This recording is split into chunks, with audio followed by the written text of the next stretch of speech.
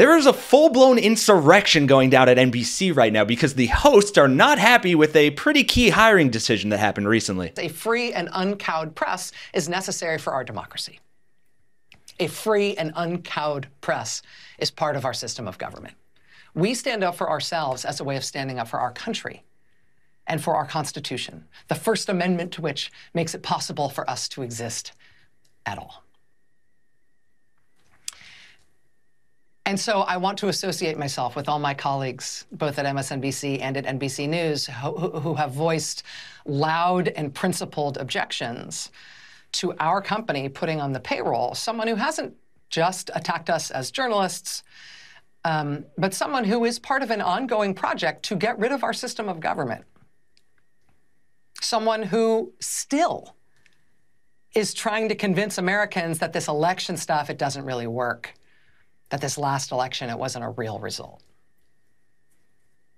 That American elections are fraudulent. Yeah, you read that right. NBC hired former RNC chair, election denier, and January 6th sympathizer Ronna Mcdaniel as a paid contributor for the network. And you might know her from some of her greatest hits, like she helped set in motion the part of the plot that involved sending fake Trump electors to Congress from states that Trump did not win, so Republicans in Washington could use those fake, fraudulent elector slates to contend that maybe Trump did win those states, even though he didn't.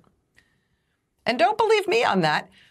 There she is on page 23 and page 27 of the federal indictment charging Donald Trump with conspiring to defraud the United States. There's her personal appearance in this scene of the crime, as alleged by the U.S. Justice Department in this ongoing criminal case. In Michigan, where the fake electors are themselves now on trial, she told the state of Michigan in writing explicitly, do not certify the election results. The Detroit News has reported that with Donald Trump on the phone with her, she directed Michigan election officials to not certify the vote. She told them, quote, do not sign it.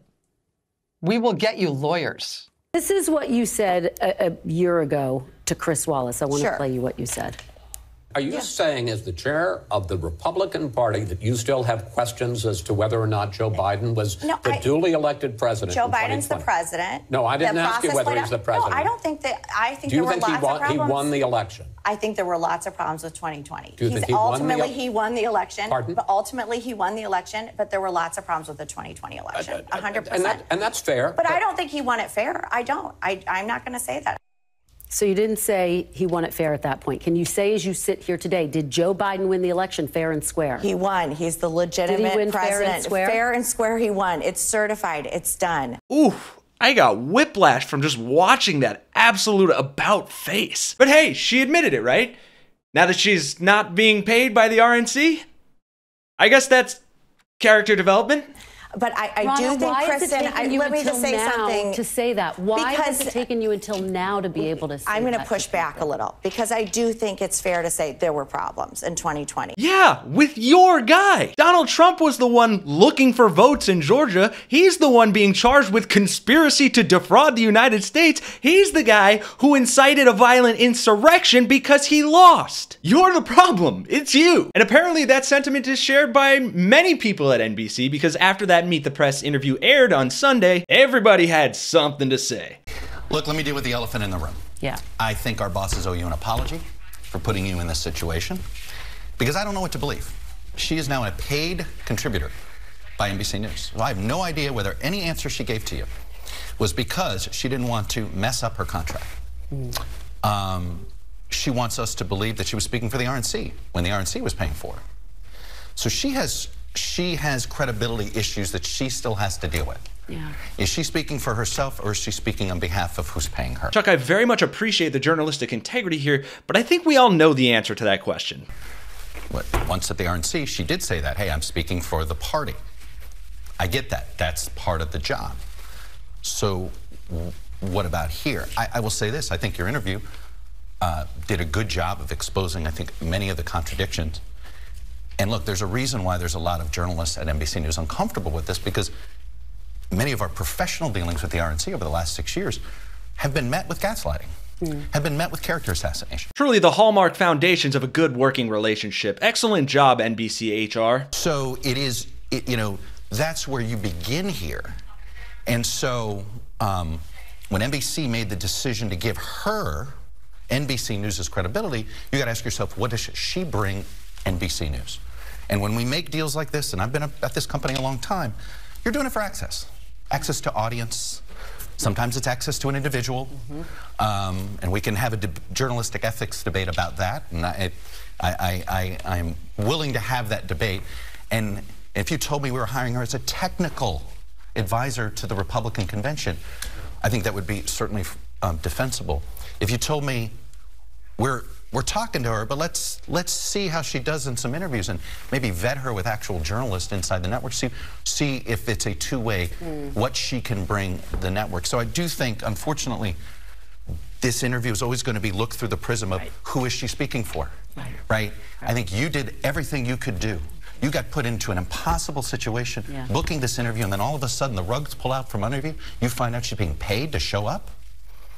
It's unfortunate for this program, but I am glad you did the best that you could, and that's why the three of us are on here to try to bolster that editorial independence. Well, unfortunately, that takes Chuck out of the running for Employee of the Month, but you gotta love the catharsis of someone absolutely eviscerating the dumb decisions of their boss on TV. Which brings us to our next clip, and one that brings me a lot of joy, because when the Morning Joe host addressed this situation, they did so a little less diplomatically than Chuck. Let's talk about the hiring of former RNC chair Ronna Mcdaniel. Well, she was on Sunday's Meet the Press. It was her first appearance since NBC News hired her as a political analyst. I know you won't be surprised to know that we've been inundated with calls this weekend, as have most people connected with this network, about NBC's decision to hire her. We learned about the hiring when we read about it in the press on Friday. We weren't asked our opinion of the hiring, but if we were, we would have strongly objected to it for several reasons, including, but not limited to, as lawyers might say, Ms. McDaniel's role in Donald Trump's fake elector scheme and her pressuring election officials to not certify election results while Donald Trump was on the phone. To be clear, we believe NBC News should seek out conservative Republican voices to provide balance in their election coverage. But it should be conservative Republicans, not a person who used her position of power to be an anti-democracy election denier. And we hope NBC will reconsider its decision. It goes without saying that she will not be a guest on Morning Joe in her capacity as a paid contributor. So she won't be on Morning Joe, she's probably not going back on Meet the Press, Maddow certainly won't have her on her show.